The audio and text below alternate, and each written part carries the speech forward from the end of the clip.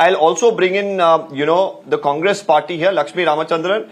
As far as the DMK is concerned, they have time and again mentioned that as far as Mr. R N Ravi is concerned, either indirectly or directly, he is acting on the behest of the BJP. This is a charge that has come in.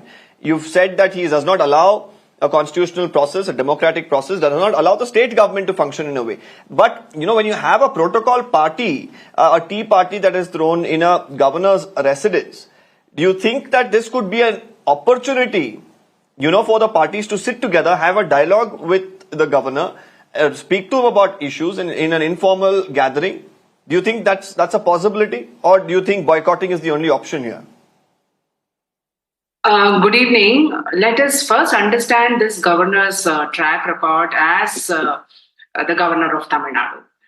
The governor's office is a constitutional position.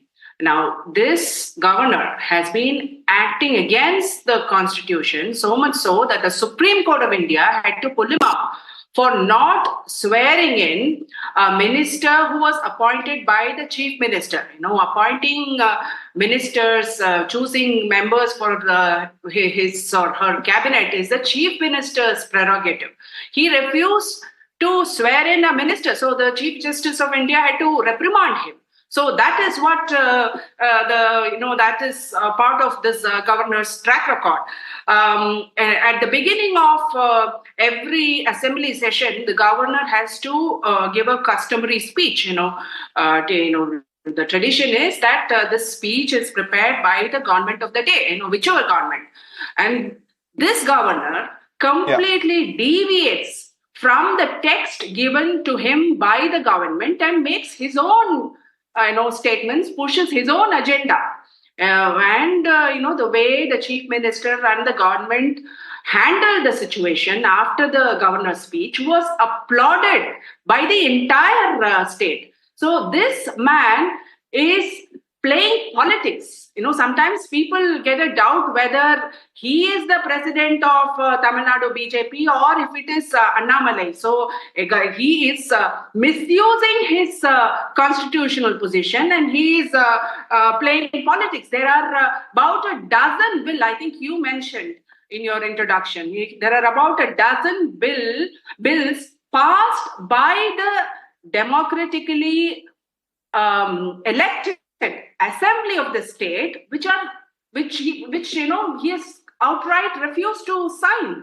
If this is the way the governor of a state is going to behave, what are the options in front of the political parties that operate in the state? If he is going to stifle the government, elected government from functioning, we have to tell him, we have to show our resentment. People have been speaking up and it has not had any effect on him. So, these are ways in which we show our opposition to whatever he is doing in the state. And that is why the political parties here have decided to boycott the Tea Party.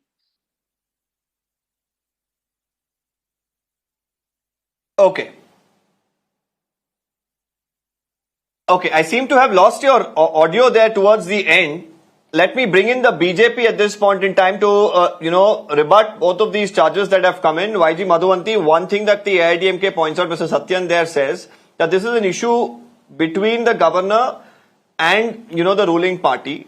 And they're washing the dirty linen in public. The public are the ones who are getting affected. As far as the Congress is concerned, they believe that there is no reason to go and do these courtesy meets when he's behaving on the behest of the BJP and more importantly against the interests of the states and against the constitution. Good evening and good evening to my fellow panelists, and let me at the outset wish you all a very, very happy Independence Day in advance.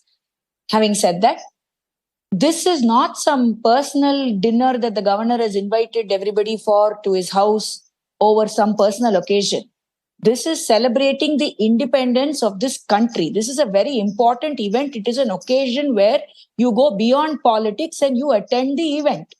This is not the place to show your dissent over what the governor is doing. There are other forums to be showing all this. And it's not that the DMK or the Congress have not been showing their dissent.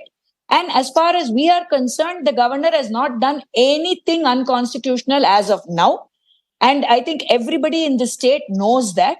And washing dirty linen in public and saying that we will not come for a tea party hosted by the governor, that too to celebrate Indian independence. What sort of a statement is that? What do you mean by boycotting the Indian independence tea party? This is not a governor's tea party for his function, for his birthday or some occasion personally. This is to celebrate the 78th year of Indian independence. Everybody as a citizen of this country, especially people holding responsible positions, have to attend it to celebrate and salute the nation. And you salute the post. It's the executive state order. But as far as celebrating Independence Day is concerned, everybody there will argue, the Congress will argue and the DMK will easily argue that they do it. They hoist the flag, they celebrate Independence Day in many ways, but probably visiting the governor's residence in any way is not a way of showing their patriotism to the country or celebrating the day. Sir, that is their mindset, and I'm sorry, I'm not here to change people's mindsets. I am only giving you my perspective and the BJP's perspective. And we are very clear that this is an official invitation to celebrate the nation's independence. But what about this long-standing issue? But what about this long-standing issue? Do you feel that, now while on one hand I asked the Congress party, I asked them this question, that do you feel that in this informal setting, it is the right forum for them to sit together and probably settle some of these internal issues if there are, for the better functioning of the state? In the same manner, do you feel that the governor as well could come a step forward? Because in many ways, there have been a lot of charges that have been leveled against him of not clearing bills, of issues that universities are facing because of the tussle that he's having. And the Congress pointed out an instance where, we had the Supreme Court having to interfere as well with, some of the decisions that he had to take. So when you look at all of these and a pattern of sorts that has been developing in Tamil Nadu over the last couple of years, do you think that there is some sort of thinking to do for the governor as well in this situation? Sir, the governor as well as the opposition have every right of their own to do their thinking. And like you rightly said, this is a very informal occasion, if you look at it that way, to come and sit across a table and sort out issues. Why play petty politics? Why be so immature and say, I will not attend your invitation? The governor has not stopped inviting anybody because of all this, right? He has invited everybody, irrespective of whether they are for him or against him. Why are you going against the governor and saying, I won't come?